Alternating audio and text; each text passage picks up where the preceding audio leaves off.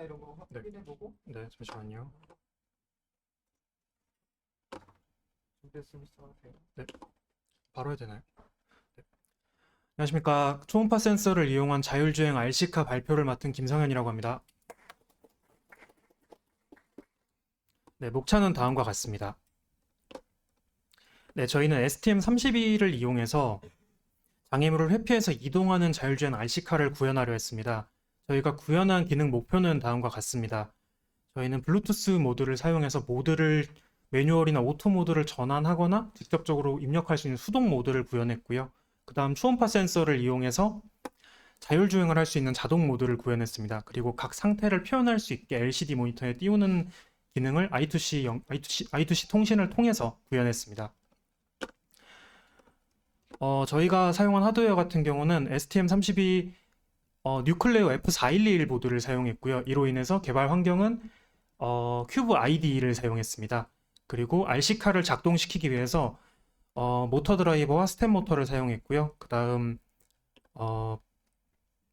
그 자율주행 모드일 때 사용할 센서인 초음파 센서를 사용했고 수동 모드나 모드 변경을 위해서 블루투스 모듈을 사용했습니다. 그리고 각 상태를 표현하기 위해 LCD 모듈을 사용했습니다. 그 다음에 초음파 센서 같은 경우 총 3개를 사용했는데 각 센서를 전부 다 다른 타이머를 사용했습니다. 그리고 저희가 입력받은 프리퀀시 같은 경우 기본적으로 주어지는 걸 100MHz로 주어졌고요. 그거를 100으로 분주시켜서 1MHz, 그래서 기준 클럭을 1 마이크로 세컨드로 넣었습니다.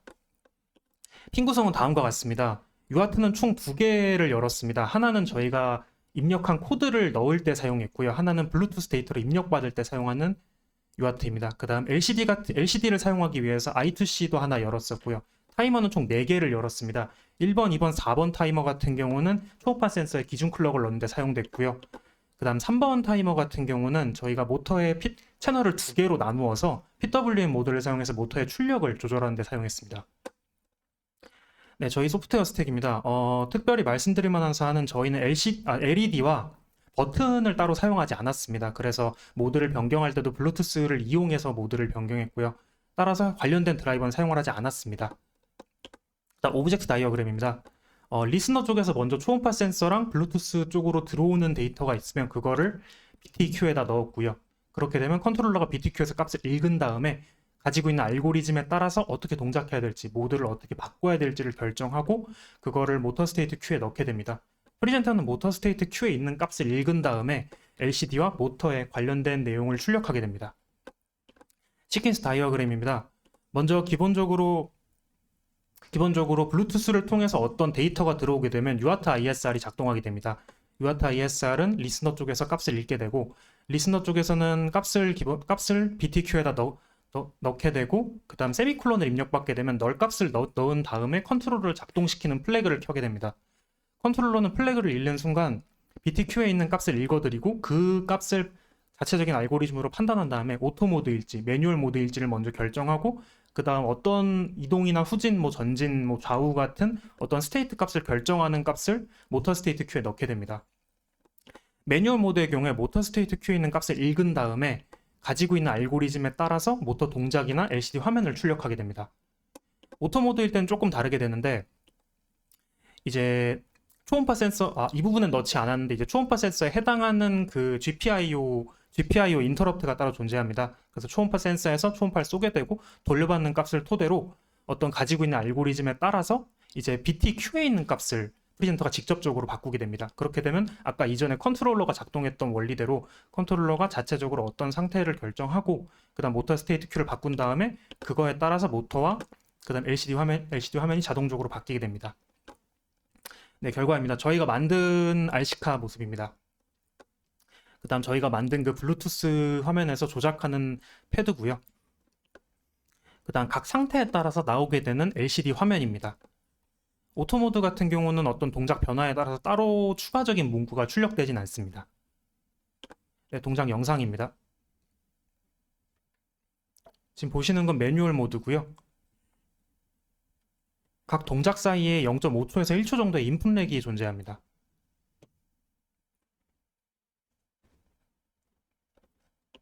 네, 그 다음에 오토 모드입니다.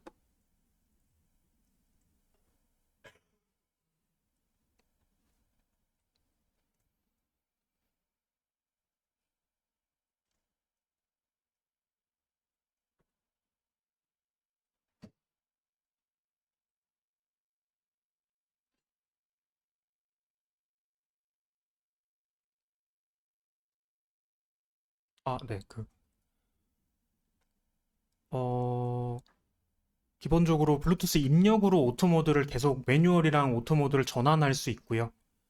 그 다음 저희가 각각 센서 상태에서 센서 거리가 20cm 이하로 가까워지게 되면 해당 방향 반대 방향으로 방향을 틀도록 설정되어 있습니다.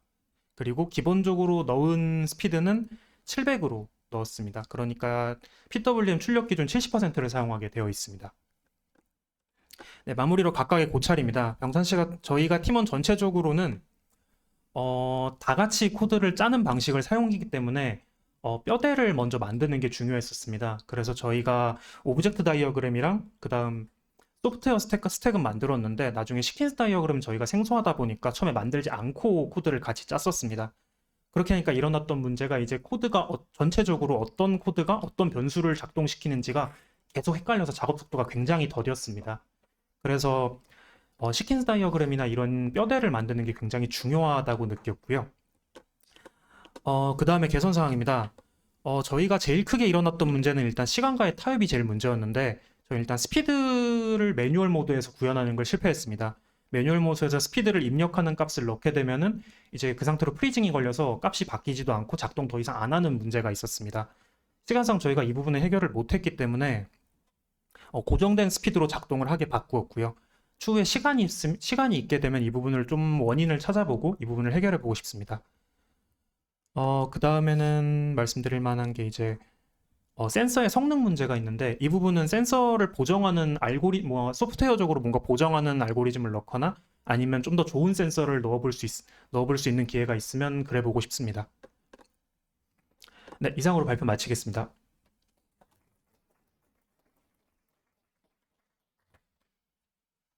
네, 잘 들었습니다. 스피드 구현에 실패를 했다고 그랬는데 네. 스피드 값을 넣었을 때 뭔가 동작에 문제가 생겼다. 네. 그 원인은 혹시 찾아냈나요? 일단 원인은 찾지 못했는데 추측하는 원인은 저희가 ASCII2 인티저 부분을 그 함수를 저희가 제대로 이해를 못했다고 생각합니다. 그래서 그 부분을 좀 더 이해하고 아마 디버그를 넣게 돼서 어느 부분에서 걸리고 어디서 못 돌아가는지를 찾게 되면은 이제 원인을 찾을 수 있을 것 같은데 저희가 찾은 거는 LCD 화면까지만 바뀌고 모터 출력이나 그런 부분으로는 이어지지 않아서 아마 거기서 뭔가 오류가 생기지 않나 생각합니다. 그래요? 네. 알고 보면 별거 아닐 것 같은 생각이 드는데 항상 문제를 모르면 헤매다가 막상 문제 찾으면 진짜 사소한 곳에 문제가 있거든요. 네. 그런 것들이 대부분. 네, 그리고 또 요 스피드 말고 네. 뭐 다른 거 하면서 또 시간 많이 걸렸던 건 없었나요? 아까 발표상에 말씀드렸던 것 중에 이것도 해결을 못했던 문제인데 이제 인풋렉 문제가 있었습니다. 저희가 매뉴얼 모드에서 버튼을 누르게 되면 이제 1초 정도 후에 동작을 하게 됐거든요. 전체적인 동작 자체가 굉장히 느리다는 문제인데 RTOS를 사용하는데도 이게 느리다는 거는 저희가 어딘가에서 이제 좀 필요 이상으로 소프트웨어 그 코드가 돌아가게 만들어 놨던 거라서 그 부분을 찾지 못한 건 좀 많이 아쉽습니다.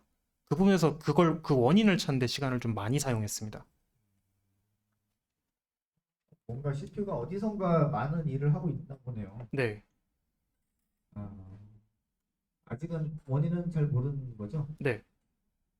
알겠습니다. 네, 수고했습니다. 네.